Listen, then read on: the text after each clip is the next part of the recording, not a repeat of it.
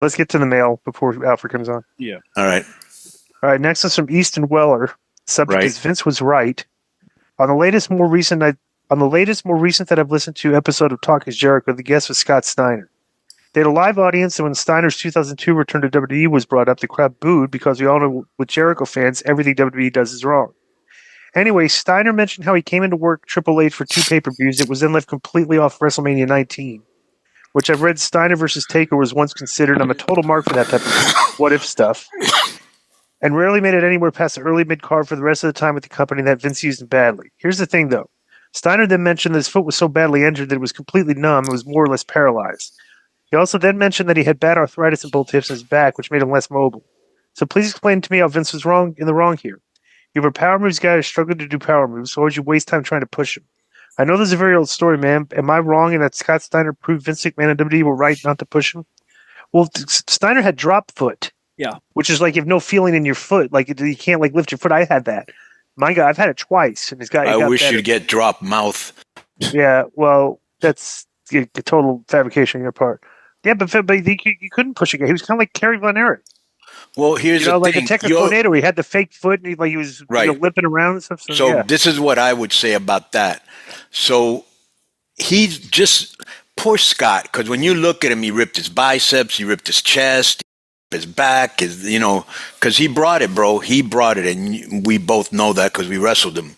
Like, he didn't hold back, and he ended up paying a heavy price. But anyways, I think that somebody that looks like him can cut the type of promos that he has, and within the wrestling community, people knew he was the real deal. You could have done something with him. I don't care if he's a manager, maybe they want to be a manager, or he's a mouthpiece. You could have done something with Scott. It ain't like, you know what I'm saying? Well, they did.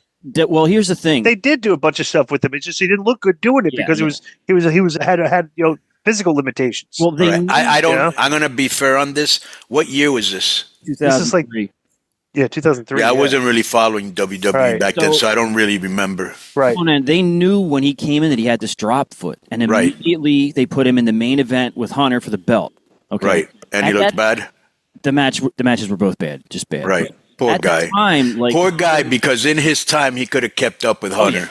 Oh yeah, for sure. Yeah. But at the time, that's when Hunter, they call it the reign of terror, the internet. Right. So Hunter was beating up on Van Dam from ECW, Booker, and then Scotty was the next victim. So it was almost like he got brought in to get beat, and then he wasn't in that WrestleMania. He did mid-card stuff after that, but yeah, those matches weren't. Well, I'm just glad that the mentality has changed, and even Hunter, because before, if they didn't make you or invent you, they try to kind of destroy you. You know what I'm saying? And that is no longer the case for the business. All right, so next one's this is another Scott Steiner question here. Hey, Konnan and Disco is from Robert Lee. Longtime listener, first-time contributor. I listened to Scott Steiner on Jericho's podcast, and he mentioned the WCW show in Pyongyang, Korea, which is the largest attendance of all time. Were you asked to participate in any stories you heard coming out of the show? Side note, I live in Toronto, Canada. Should we become the 51st state? Maybe could have re-signed Vladdy Jr. if so. No, we were not. I wasn't with WCW at the time. This is right before I got there, before Konnan got there too. Right. But there was a story. Scott Norton was on the phone with his wife back to the States and telling him how he was there, and they pulled him in a room to interrogate him. Sure did. Right. Yeah. So that was April. And not only that, I think they had people following them everywhere too. Right. Imagine that, trying to, yeah. And they made Eric pay homage to the statue of the whatever the leader was, and stuff like that. They did all that kind of stuff. If you want to make some fantasy picks on your favorite sports, check out Underdog Fantasy. It's all the rage, where you can choose higher or lower between 2 to 8 players, and you can win up to 325 times your entry. Use the code K100 at the Underdog Fantasy website, on the app, or at our personalized link, and you can receive up to $1,000 in bonus cash as well as a free pick. Underdog Fantasy offers a unique approach to fantasy sports, and it's a simple pick-em style format. You can select players you believe will outperform expectations without the complexities of traditional daily fantasy sports. The user-friendly interface and growing community make it easy and fun to play, plus it's available in over 30 U.S. states. We will share our picks for you every week on K100 Sports. You can follow along or play against us. So use the code K100 at UnderdogFantasy.com on the app or at the link included in the show notes and receive up to $1,000 in bonus cash plus a free pick. UnderdogFantasy.com. It's an underdog thing. Hey guys, I've been seeing clips of Scott Steiner going off on promos about Ric Flair and Hogan during the WCW days. I was wondering, what was the backstage reaction from Rick and Hogan? Did they know it was business? And did you guys ever get a kick out of it whenever he went off in the ring doing a promo? No, bro. Okay, first of all, Scott Steiner was shooting for a shoot on those guys who didn't like them. And to show how much he didn't like them, he was such a bully, he would go out on TV and cut promos on these guys so they'd just sit there in the back and listen to him while everybody watched. And it was very uncomfortable for the rest of us to watch him doing this because, like, it wasn't very professional. But it's kind of like what made Scott Steiner like into the bigger, larger life character. He's so unhinged and like, he was like, okay, here comes Scott Steiner with a mic. What's he gonna say? You know what I'm saying? So it kind of helped his brand, and he kind of did it at the expense of those guys. And he definitely went into business for himself. But nobody's gonna tell Scott Steiner you can't go into business for yourself. Yeah. I always was a big fan of Scott Steiner because I used to watch that Georgia wrestling. That started like at 6:05, and my uncle used to be a wrestler in Florida, but he was a jobber, right?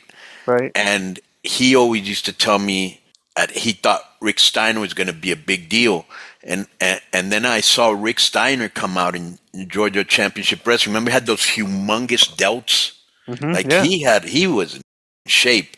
Then his brother showed up, and I was such a big fan of Scott Steiner because he was so athletic for his size, Right.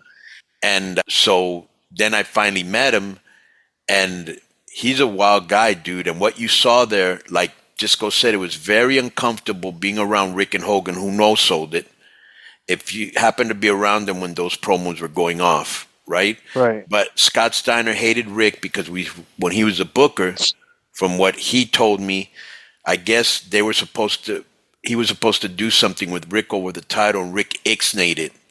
Right. So Scott would go out there and go, hey, how come if you have so money, your teeth are still crooked or yellow or whatever he would say, and they felt Hogan was on top too long, Right. And that's around the time Hall and Nash were having problems with him. And, Scott's Hall and Nash's boy, Right. Steiner's are. So, yeah, just to give you a little bit more backstory to that. Interesting. It is interesting. MikeDurbin.com. You can get the WCW-esque Konnan in that K-Dog Wolfpack style. Man, this Konnan might be Bendy of the Year right now. I told you. Yo. Let me speak on this. Mike Durbin Productions exclusive. The Konnan, I was the most impressed with Konnan, man. It's like undercover Bendy of the Year. It's a really nice figure. The do-rag is freaking awesome in person. I love the exclusive with the WCW packaging. I love this one with the camo. It's really nice.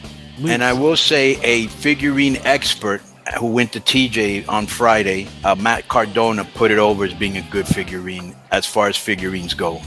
Yo, hold on, let me speak on this. Exclusive Mike Durbin Productions, K-Dog. Look at that, listen to K-Dog, keeping it 100, logo on the back, MikeDurbin.com. Get it right now. Low key might be Bendy of the Year. Go get it.